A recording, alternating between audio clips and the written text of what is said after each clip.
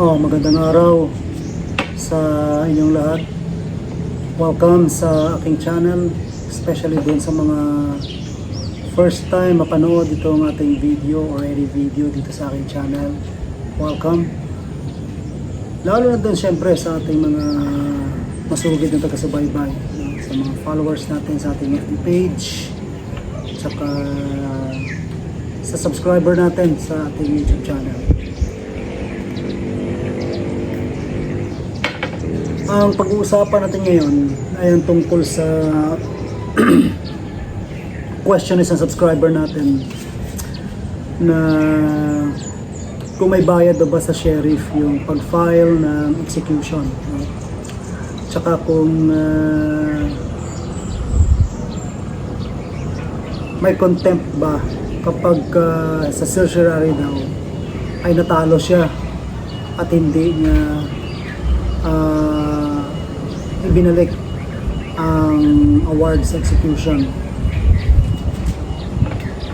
Well, sa ating batas, yung sheriff, hindi mo kailangan bayaran yan pag nag-file ka ng execution, or motion for issuance of writ of execution or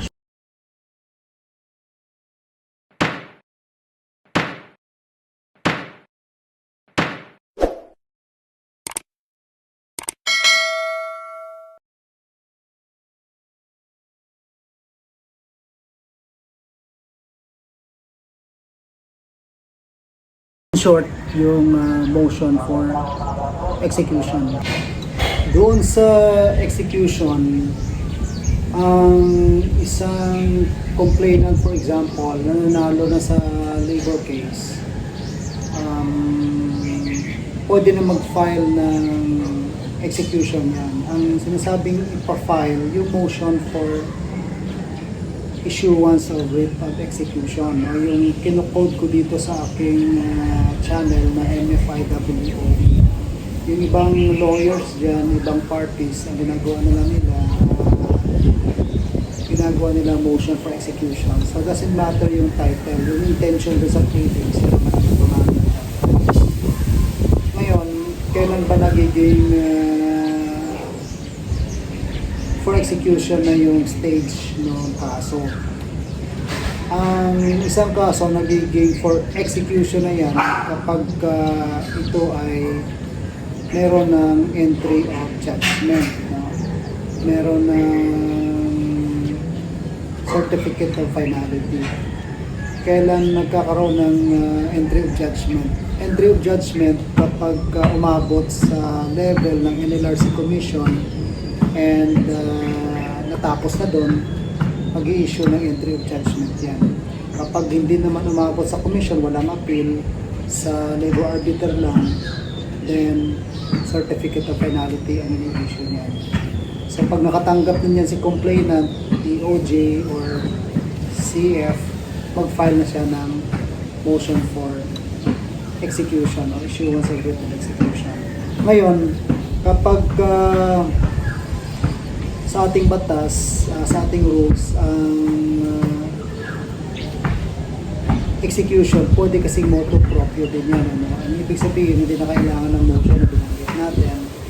Pwedeng on its own, motu proprio ang tawag doon. The court will just, the labor court will just commence the execution proceedings without the necessity of any mention.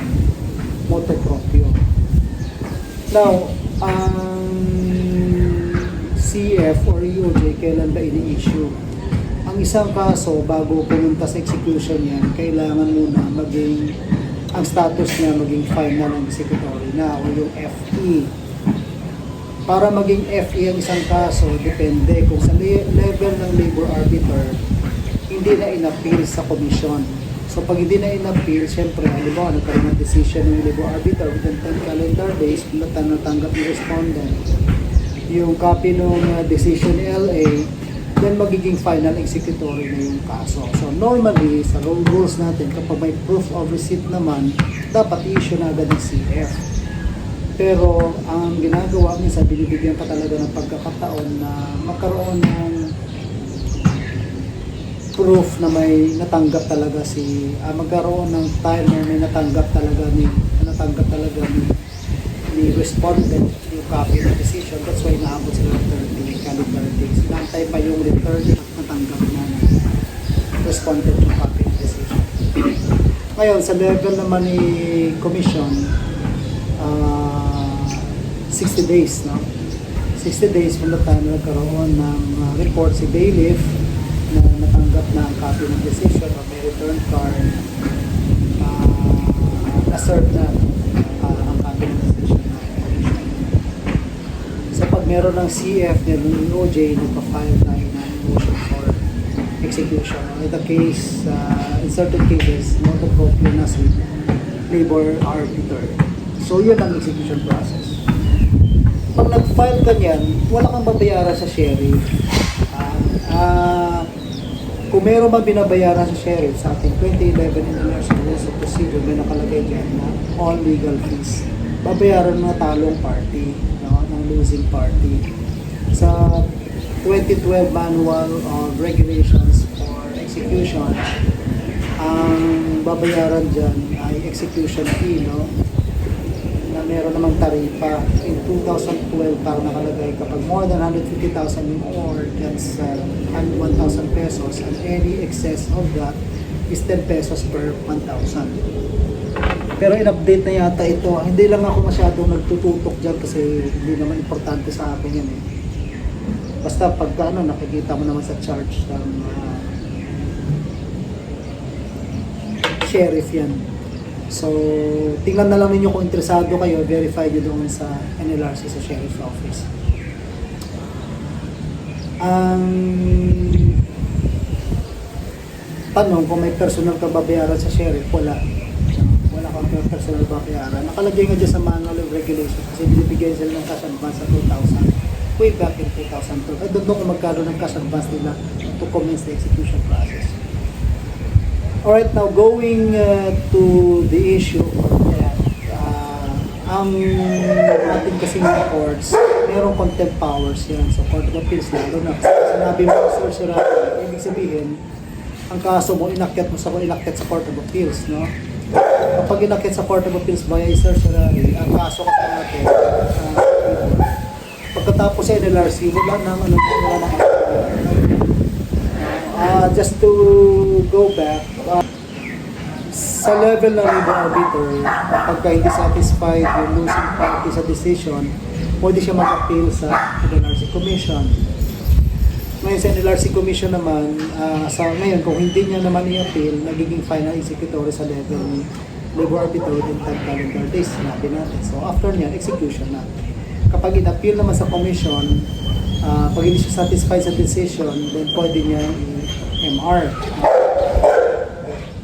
Yung losing party pwede mag-MR motion for consideration within 10 calendar days. Pagkatapos niya mag-MR, denied, halimbawa, wala na. Talagang tapos na yung kaso. Ngayon, ano naman yung certiorari? Paano napupunta sa Court of Appeals? Yung sa Court of Appeals kasi hindi yan appeal. Yan ay isang mode of review sa ilalim ng Rule 65 ng ating Rules of Court. Yan ay kung saan yung petitioner dyan nagsisik ng issuance sa prerogative. Ngayon, yung certiorari na yan, dahil hindi nga siya appeal, yan ay isang remedy kapag wala ng appeal or speedy or adequate remedy in the ordinary course of law, no? Sa certiorari. Sa certiorari ang pinafile dyan, no? Special civil action. So, malinaw sa Article 229 ng ating Labor Code na ang decision sa NLRC, final executory na wala ng appeal yan pagkatapos niya. So while umakyat sila sa Court of Appeals na via certiorari, ang ina-allege nila dyan, merong grave abuse of discretion daw on the part of the NLRC Commission in its decision, an interrelated decision, in its decision or resolution. Ano? So, amounting to lack or excess of jurisdiction. Yan ang ina-allege dyan. So, hindi yan siya continuation of the proceedings, so hindi yan siya appeal. Now, sa certiorari halimbawa, nanalo si respondent, no? Nag-order ng return. Si complainant dapat i-return niya. Kung naniniwala siya, dapat ibalik. Pero kung hindi naman, you can always file an MR sa decision ni Court of Appeals. Ngayon, yung return of award na napanalunan in the certiorari, so ang ibig niya sabihin dito, natapos na yung kaso sa NLRC, nakakolekta na siya ng award, tapos na sila. Yung kalaban niya umakyat sa Court of Appeals via a petition for certiorari under Rule 65, Special Civil Action. Tapos, nanalo doon sa Court of Appeals. Nagkaroon yun ng annulment and setting aside with a decision and resolution of the NLRC Commission. So, pinababalik sa kanya yung award na nakolekta niya. So, sample na lang natin, 2 million nakolekta niya sa NLRC. Sa certiorari, sabi ng Court of Appeals, ibalik mo yan. Hindi para sa iyo yan. Walang basihan ng pagkatanggal sa iyo, ba? Or valid ang dismissal sa iyo. So in that case, ibabalik niya, di ba? Assuming na hindi na niya in-appeal ang decision ni CA o hindi siya nag-file ng MR, ang tanong, may obligations ba siya to return? Yes, in so many cases, sample na lang dito yung isang case ng pinabalik sa kanya ng Court of Appeals.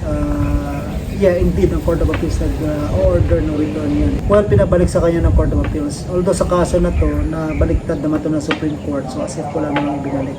Pero yes, nag-order ang CA na ibalik ang mga award na napanalunan kapag na annul and set aside ang decision ng NLRC Commission. So, if you really believe in yourself na hindi ka naman entitled dyan sa award na yan, ibalik mo na lang kahit na na-execute. Halimbawa, 2 million. Nag-execution kayo sa NLRC. Nakuha mo yung 2 million. Nag-certiorari yung kumpanya. Tapos ikaw talaga, parang feeling mo swerte ka lang doon sa decision. So, ibalik mo na lang. No? Isoli mo na. Bakit antay mo pa yung contempt? Ngayon kasi kung hindi mo ibabalik yan, and kita naman na hindi talaga para sa'yo, tapos disobey mo yung court, may contempt powers kasi ang ating Court of Appeals, no?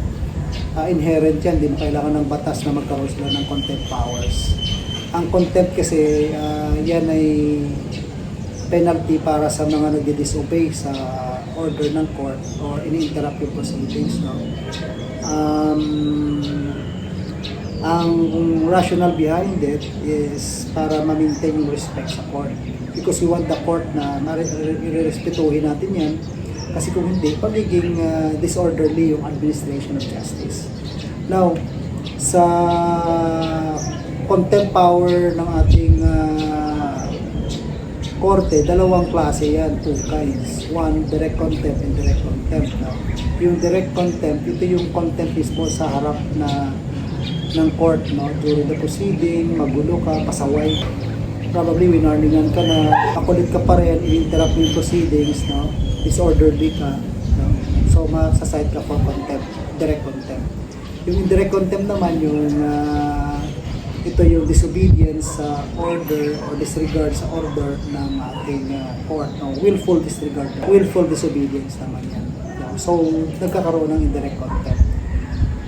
Ngayon, yun na nga, huwag na natin paabutin doon if you really believe na hindi ka naman talaga entitled sa award na na-collecta mo by execution, ibalik mo na lang. Pero kung hindi, i-appeal mo. Ngayon kasi, ang sinasabi natin na ibalik mo kasi alam mo naman, tayo, di ba? Galit na galit tayo bilang mga mamamayan sa ating mga politiko na nangungurakot, mga tao sa gobyerno nangungurakot. Ibig sabihin, kinukuha nila yung, which in this case, pera ng taong bayan. No? Galit na galit tayo dyan. Now, of course, it applies to you also. Kung sa tingin mo hindi mo pera yan, ibalik mo, isole mo. Basic na tinuturo sa atin yun, sa ating values education, sa ating good manners and right conduct. Diba? Kung hindi sa'yo, isole mo. Kung hindi sa'yo, huwag mong kunin.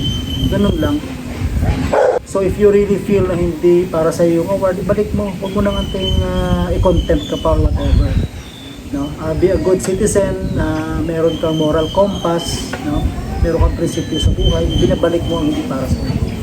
So with that guys, if this video is helpful to you, share nyo na lang sa inyong mga kakilala, sa mga kaibigan ninyo.